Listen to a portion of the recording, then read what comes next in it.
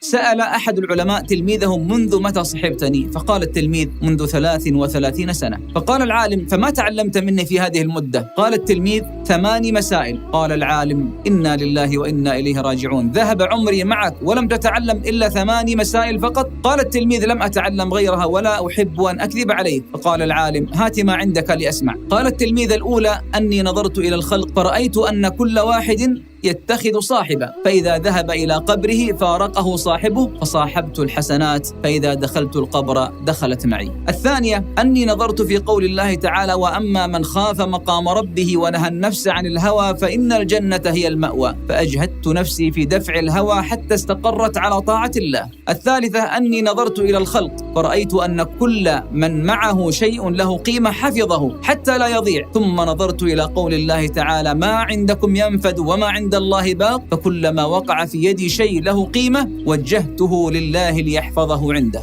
الرابعة أني نظرت إلى الخلق فرأيت كلا يتباهى بماله أو حسبه أو نسبه، ثم نظرت إلى قول الله تعالى: إن أكرمكم عند الله أتقاكم، فعملت في التقوى حتى أكون عند الله كريما. الخامسة أني نظرت إلى الخلق وهم يتحاسدون على نعيم الدنيا، فنظرت إلى قول الله تعالى: نحن قسمنا بينهم معيشتهم في الحياة الدنيا، فعلمت أن القسمة من عند الله، فتركت الحسد عني ورضيت بما قسم الله لي. السادسة أني نظرت إلى الخلق يعادي بعضهم بعضا ويبغي بعضهم على بعض ويقاتل بعضهم بعضا، ونظرت إلى قول الله تعالى: إن الشيطان لكم عدو فاتخذوه عدوا، فتركت عداوة الخلق وتفرغت لعداوة الشيطان وحده. السابعة أني نظرت إلى الخلق فرأيت كل واحد منهم يكابد نفسه ويذلها في طلب الرزق، حتى أنه قد يدخل فيما لا يحل له، فنظرت إلى قول الله تعالى: وما من دابة في الأرض إلا على الله رزقها، فعلمت أني واحد من هذه الدواب، فاشتغلت بما لله علي وتركت ما لي عنده.